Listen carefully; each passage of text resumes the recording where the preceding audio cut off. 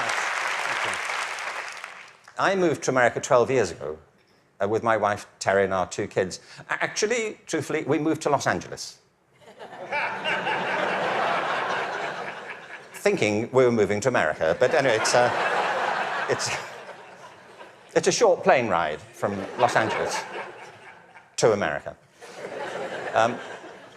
I got here 12 years ago, and when I got here, I was told various things, like, Americans don't get irony. Have you come across this idea? It's not true. I've travelled the whole length and breadth of this country. I have found no evidence that Americans don't get irony. It's one of those cultural myths, like the British are reserved. I don't know why people think this. We've invaded every country we've encountered. I don't know. But it's not true Americans don't get irony, but I just want you to know that that's what people are saying about you behind your back. You know, when you leave living rooms in Europe, people say, thankfully, nobody was ironic in your presence. But I knew that Americans get irony when I came across that legislation, No Child Left Behind. Because whoever thought of that title gets irony. Don't they?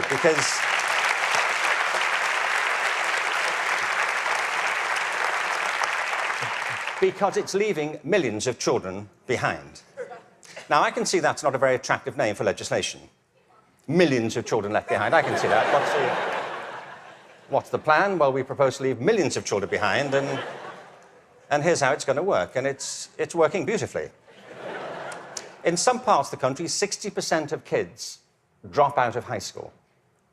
In the Native American communities, it's 80% of kids. If we halved that number, one estimate is it would create a net gain to the US economy over 10 years of nearly $1 trillion.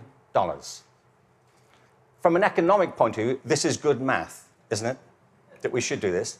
It actually costs an enormous amount to mop up the damage from the dropout crisis. But the dropout crisis is just the tip of an iceberg. What it doesn't count are all the kids who are in school but being disengaged from it, who don't enjoy it, who don't get any real benefit from it. And the reason is not that we're not spending enough money. America spends more money on education than most other countries. Class sizes are smaller than in many countries. And there are hundreds of initiatives every year to try and improve education. The trouble is, it's all going in the wrong direction.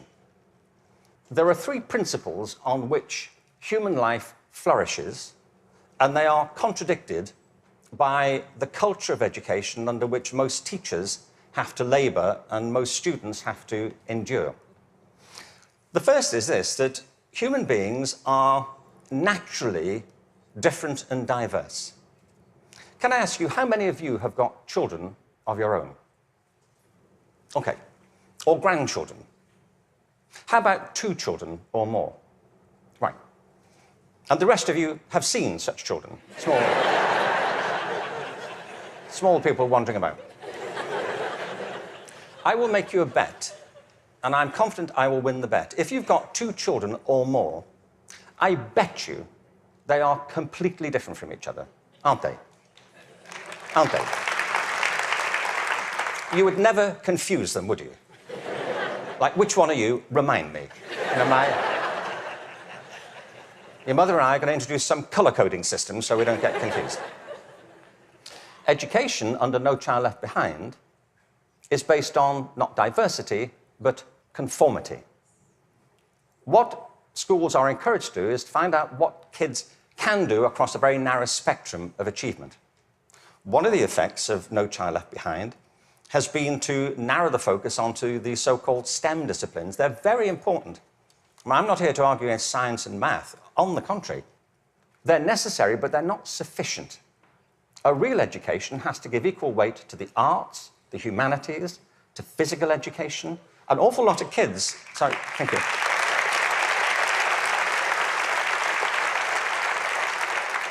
One estimate in America currently is that something like 10% of kids getting on that way are being diagnosed with various conditions under the broad title of attention deficit disorder, ADHD. I'm not saying there's no such thing. I just don't believe it's an epidemic like this. If you sit kids down hour after hour doing low-grade clerical work, don't be surprised if they start to fidget, you know.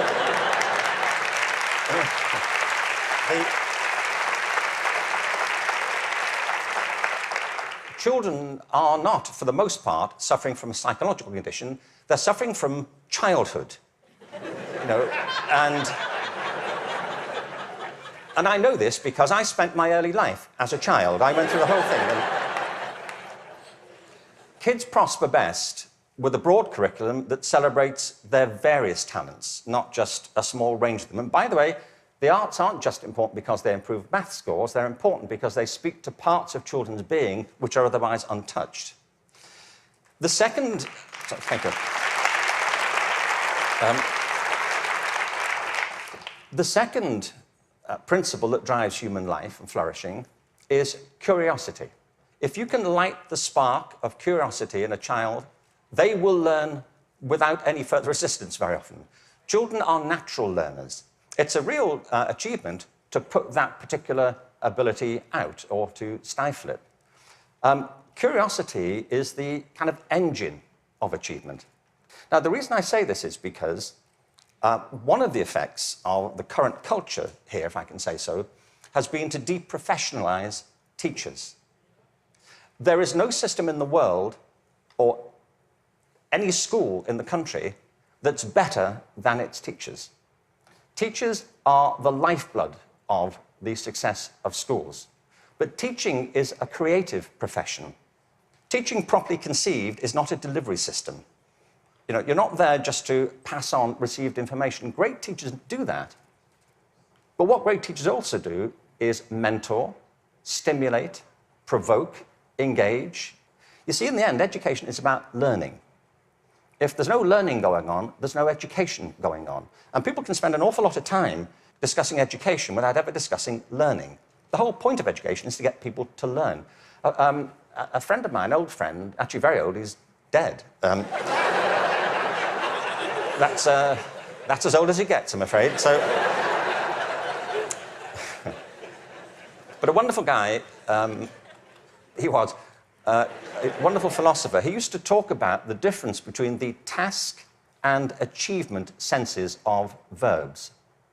You know, you can be engaged in the activity of something, but not really be achieving it. It's like dieting. It's a very good example, you know. There he is, he's dieting. Is he losing any weight? Not really. Teaching is a word like that. You can say, there's Deborah, she's in room 34, she's teaching. But if nobody's learning anything, she may be engaged in the task of teaching, but not actually fulfilling it. The role of a teacher is to facilitate learning. That's it. And part of the problem is, I think, that the culture of, the dominant culture of education has come to focus on not teaching and learning, but testing. Now, testing is important. Standardized tests have a place. But they should not be the dominant culture of education. They should be diagnostic. They should help. You know, if I go for a medical examination, I want some standardized tests. I do. You know, I want to know what my cholesterol level is compared to everybody else's on a standard scale. I don't want to be told on some scale my doctor invented in the car. You know, your cholesterol is what I call level orange. Really? Is that good? We don't know. But all that should support learning. It shouldn't obstruct it, which of course it often does. So in place of curiosity, what we have is a culture of compliance. Our children and teachers are encouraged to follow kind of routine algorithms rather than to excite that power of imagination and curiosity. And the third principle is this, that human life is inherently creative. It's why we all have different resumes. We create our lives, and we can recreate them as we go through them. It's the common currency of being a human being. It's why human culture is so interesting and diverse and dynamic. I mean, other animals may well have imaginations and creativity, but it's not so much in evidence, is it, as ours. I mean, you may have a dog. you know, and your dog may get depressed. You know, but it doesn't listen to Radiohead, does it? And, sit staring out the window with a bottle of Jack Daniels. And you say, would you like to come for a walk? He said, no, I'm fine. No. You go. I'll wait, I'll go. Yeah. But take pictures. We all create our own lives through this restless process of imagining alternatives and possibilities, and one of the roles of education is to awaken and develop these powers of creativity. Instead, what we have is a culture of standardization. Now, it doesn't have to be that way. It really doesn't. Finland regularly comes out top in maths, science, and reading. Now, we only know that's what they do well at because that's all that's being tested currently. That's one of the problems of the tests. They don't look for other things that matter just as much. The thing about work in Finland is this. They don't obsess about those disciplines. They have a very broad approach to education, which includes humanities, physical education, the arts. Second, there is no standardized testing in Finland. I mean, there's a bit, but it's not what gets people up in the morning. It's not what keeps them at their desks. And the third thing is, I was at a meeting recently with some people from Finland, actual Finnish people, and so somebody from the American system was saying to the people in Finland, what do you do about the dropout rate in Finland? And they all looked a bit bemused and said, well, we don't have one. Why would you drop out? If people are in trouble, we get them quite quickly and help them and we support them. Now, people always say, well, you know, you can't compare Finland to America. No, I think there's a population of around 5 million in Finland. But you can compare it to a state in America. Many states in America have fewer people in them than that. I mean, I've been to some states in America and I was the only person there. Really. Really, I was asked to lock up when I left. But what all the high-performing systems in the world do is currently what is not evident, sadly, across the systems in America. I mean, as a whole. One is this. They individualize teaching and learning. They recognize that it's students who are learning, and the system has to engage them, their curiosity, their individuality, and their creativity. That's how you get them to learn. The second is that they attribute a very high status to the teaching profession. They recognize that you can't improve education if you don't pick great people to teach and if you don't keep giving them constant support and professional development. Investing in professional development is not a cost, it's an investment. And every other country that's succeeding well knows that, whether it's Australia, Canada, South Korea, Singapore, Hong Kong, or Shanghai. They know that to be the case. And the third is they devolve responsibility to the school level for getting the job done. You see, there's a big difference here between going into a mode of command and control in education. That's what happens in some systems. You know, central governments decide or state governments decide, they know best and they're going to tell you what to do. The trouble is that education doesn't go on in the committee rooms of our legislative buildings. It happens in classrooms and schools. And the people who do it are the teachers and the students. And if you remove their discretion, it stops working. You have to put it back to the people.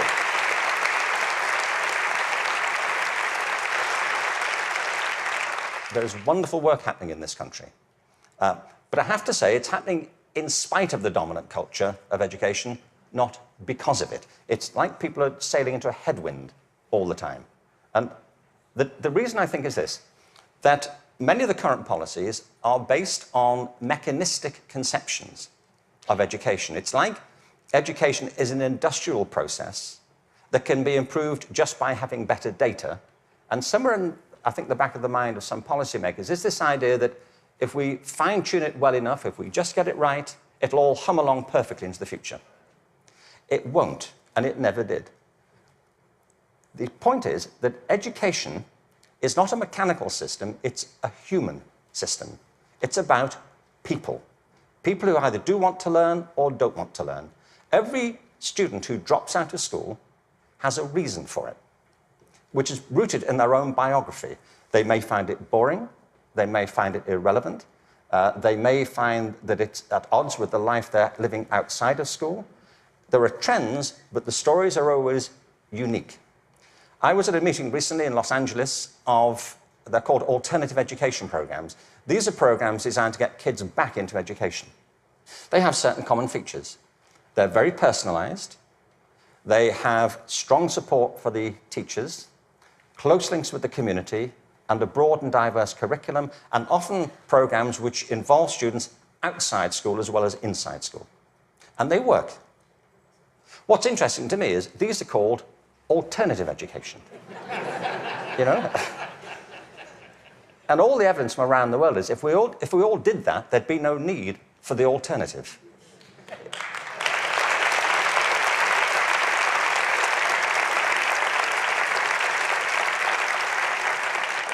So I think we have to embrace a different metaphor. We have to recognize that it's a human system and there are conditions under which people thrive and conditions under which they don't. We are, after all, organic creatures.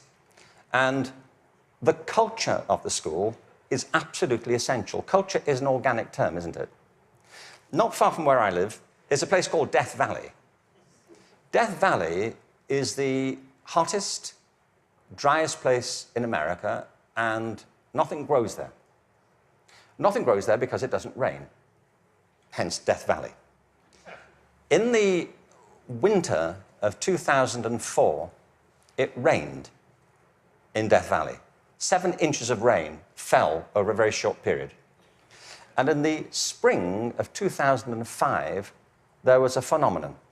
The whole floor of Death Valley was carpeted in flowers for a while.